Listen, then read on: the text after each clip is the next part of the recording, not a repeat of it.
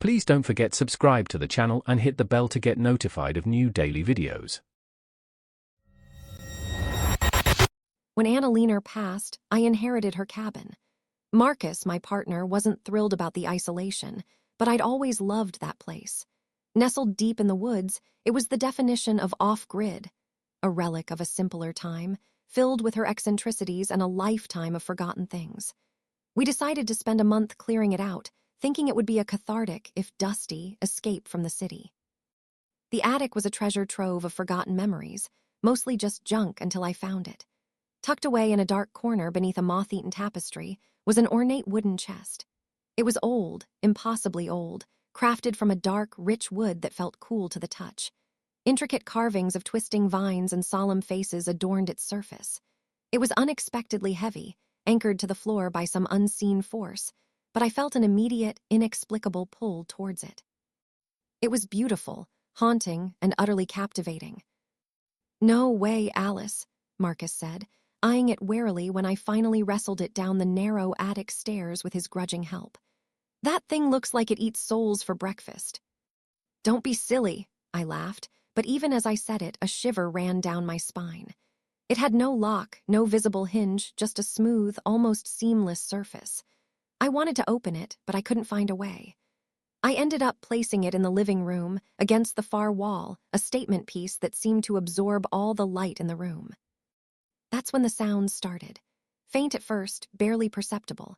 A low hum, like an old cello string vibrating in the distance.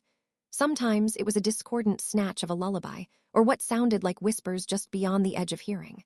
Always when I was alone. Always when the cabin settled into its deep, creaking silence. I'd glance at the chest, a chill running through me, but write it off as the old house settling, or my imagination running wild in the quiet. But the sounds grew clearer, more insistent.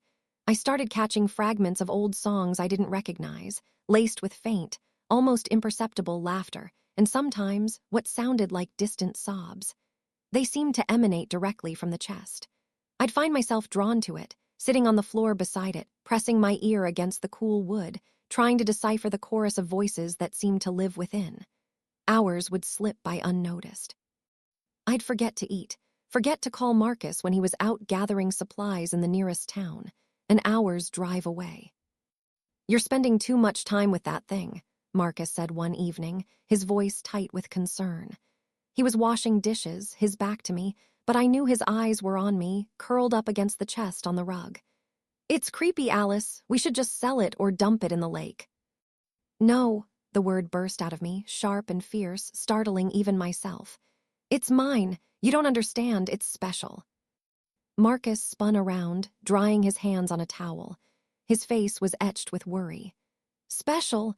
Alice, you haven't slept properly in days. You look exhausted. We came here to clear out the cabin, not become hermits attached to a cursed piece of furniture." I felt a surge of irrational anger. He just didn't get it. The whispers from the chest had started to speak to me directly now, softly, subtly. "He doesn't understand you, Alice. He will take me away. He doesn't truly care." They were seductive, insidious, feeding into my every insecurity. I began to push Marcus away, feeling that he was a distraction, an impediment to the profound connection I felt with the chest. I started seeing things, too. Fleeting shadows, like dark blurs, dancing at the edge of my vision, especially when I was near the chest. Sometimes, when the cabin was particularly dark, I'd swear the carved faces on the wood shifted, their solemn expressions twisting into something more unsettling. I was perpetually tired, drained, yet there was a strange, almost euphoric lightness when I was near the chest. The whispers were my comfort, promising understanding, companionship, truth, things I now felt Marcus couldn't offer. The breaking point came a week later. Marcus found me curled against the chest, staring blankly ahead, the voices of vibrant symphony in my ears. He tried to speak to me, but I didn't even register his presence. He finally snapped. "That's it," he said, his voice laced with fear and desperation. "This thing is going, one way or another." He grabbed the chest, trying to heave its immense weight. A guttural growl tore from my throat, raw and animalistic. I lunged at him, clawing, kicking, screaming, a primal fury consuming me. He stumbled back, shocked, dropping his hold on the chest. As it crashed heavily to the floor, a deafening chorus of wails erupted from it, a horrifying cacophony of agony and despair that vibrated through my very bones. In the brief, blinding flash of sound and terror, I saw my reflection in the chest's polished surface, not my own face, but a distorted, skeletal visage, and behind it, countless other hollow eyes staring back from the depths. Marcus didn't hesitate. He scrambled away, fear overriding everything else. I heard the frantic screech of his tires on the gravel driveway, fading into the suffocating silence of the woods. He left. He abandoned me. But I'm not alone, not anymore. The chest is here. It always has been. It talks to me now clearly, lovingly. It tells me stories of all the others who came before me, all the memories it has collected, all the souls it cherishes. I am part of it now, and it is part of me. The cabin is quiet, but my world is full of voices, full of understanding, full of truth. I just wish Marcus had understood. But it's okay. The chest tells me he was never truly meant for me anyway. It knows best. I don't need anyone else now. The chest gives me everything I need. Just listen. Can't you hear them? If you enjoyed this video, please hit the thumbs up button to like it.